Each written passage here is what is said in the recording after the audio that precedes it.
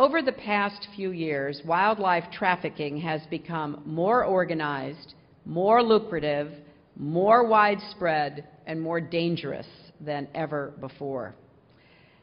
As the middle class grows, which we all welcome and support, in many nations, items like ivory or rhinoceros horn become symbols of wealth and social status, and so the demand for these goods rises.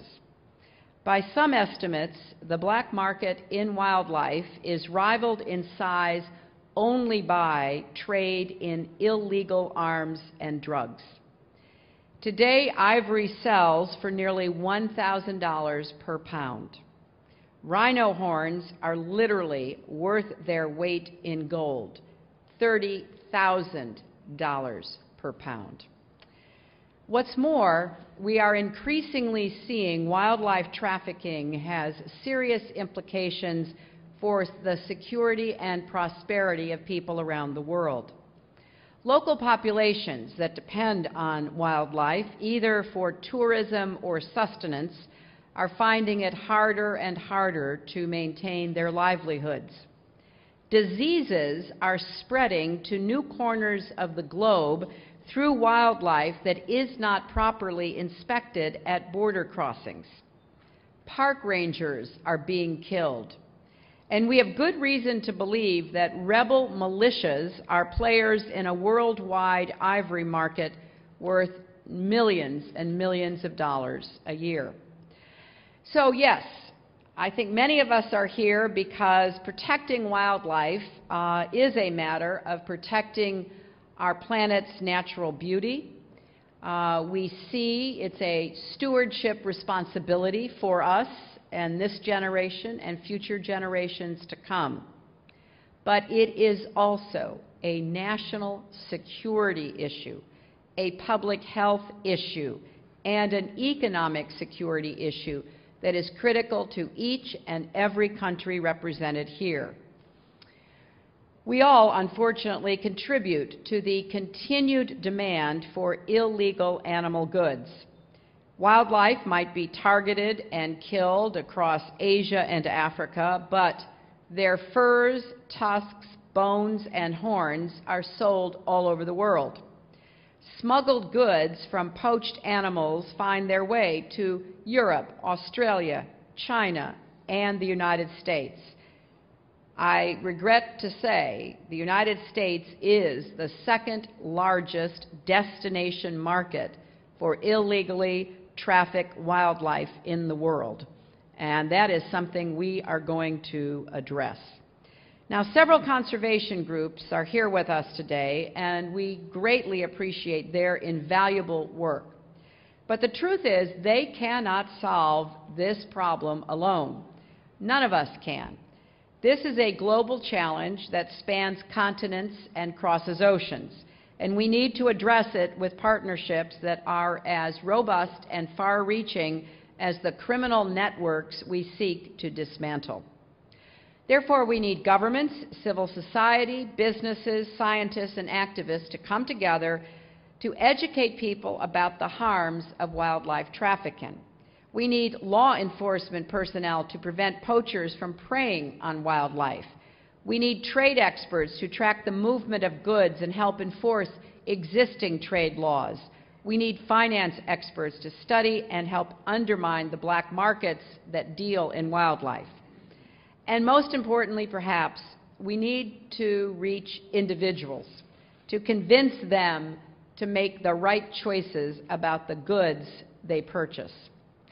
Now, there's no quick fix, but by working closely internationally with all of these partners, we can take important steps to protect wildlife in their environments and begin to dry up the demand for trafficked goods.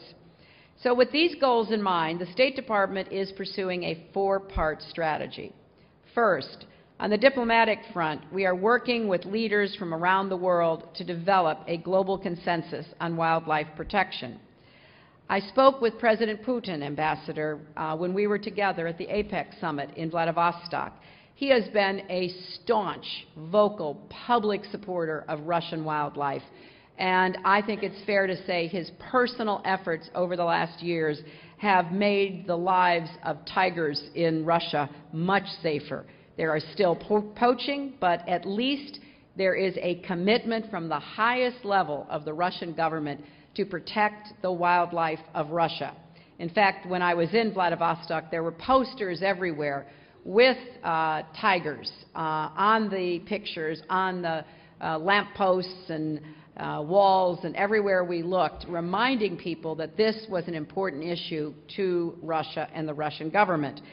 And I had the great privilege of working with President Putin and the other leaders there to make sure that the leader's statement that was issued included, for the first time ever, strong language on wildlife trafficking. Now, Undersecretaries Bob Hormats and Maria Otero have met with African and Asian leaders to discuss the immediate actions needed to thwart poachers. Next week, President Obama and I will personally bring this message to our partners in ASEAN and the East Asia Summit when we meet in Phnom Penh. We are also pressing forward with efforts to protect marine life, and last week we joined forces with New Zealand to propose the world's largest marine protected area, the Ross Sea region of Antarctica, and we hope to gain support from the international community as this important proposal moves forward. We're strengthening our ability to engage diplomatically on these and other scientific issues. Building scientific partnerships is an important tool in addressing such global challenges. That's why I'm pleased to announce our 3 new science envoys: Dr. Bernard Amede of the University of Colorado, the founder of Engineers Without Borders; Dr. Susan Hockfield, the former president and current faculty member of the Massachusetts Institute of Technology; and renowned evolutionary biologist Dr. Barbara Schall of Washington University in St. Louis. Are these 3 scientists with us today? Are they? Okay. But I think it's working to create a scientific consensus and very preeminent scientists from across the world speaking out that is one of the important steps that we are urging partners to join with us in doing. Secondly, we are reaching beyond governments to enlist the support of people. As part of this effort, Undersecretary Tara Sonnenschein, our Undersecretary for Public Diplomacy, is spearheading a global outreach campaign which we will launch December 4th on Wildlife Conservation Day. Our embassies will use every tool at their disposal to raise awareness about this issue, from honoring local activists to spreading the word on Facebook and Twitter. We want to make buying goods, products from trafficked wildlife, endangered species, unacceptable, socially unacceptable. We want friends to tell friends they don't want friends who ingest, display, or otherwise use products that come from endangered species anywhere in the world. Third, we're launching new initiatives to strengthen and expand enforcement areas. USAID has already provided more than $24 million over the past 5 years on a range of programs that combat wildlife crimes. Last year, they launched the ARREST program, which is establishing regional centers of expertise and expanding training programs for law enforcement. We really want to work with all of you, and we want both from countries that are victimized by trafficking to countries where consumers are the end buyers of such products.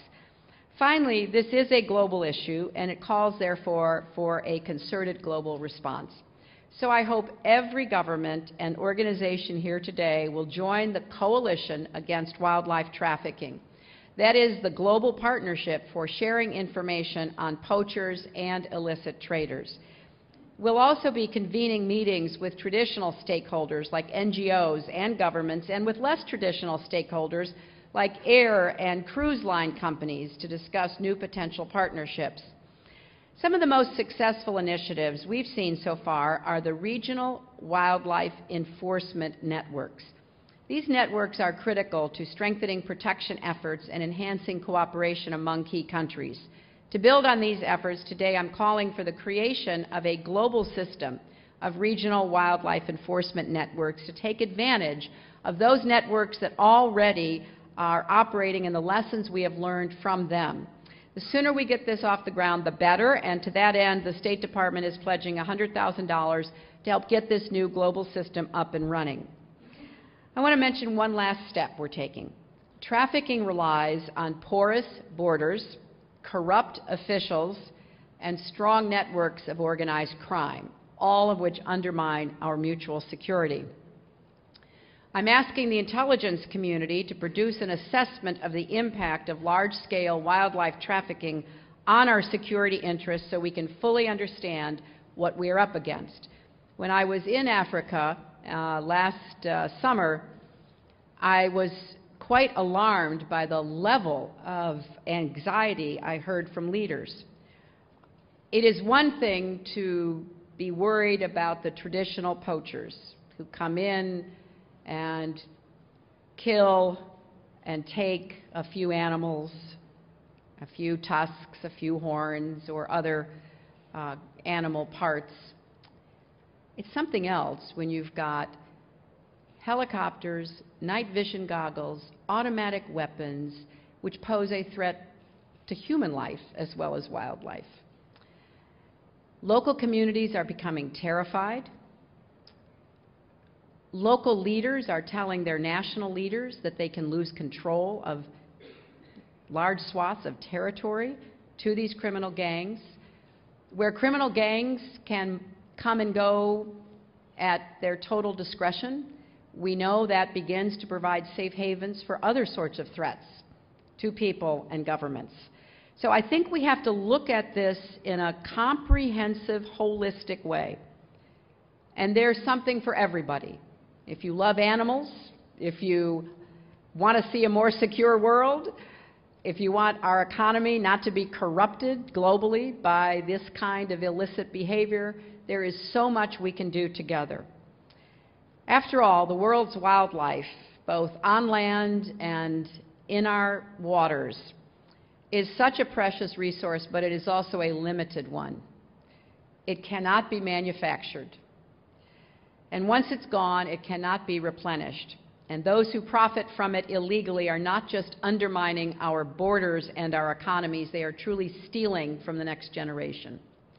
So we have to work together to stop them and ensure a sustainable future for our wildlife, the people who live with them, and the people who appreciate them everywhere.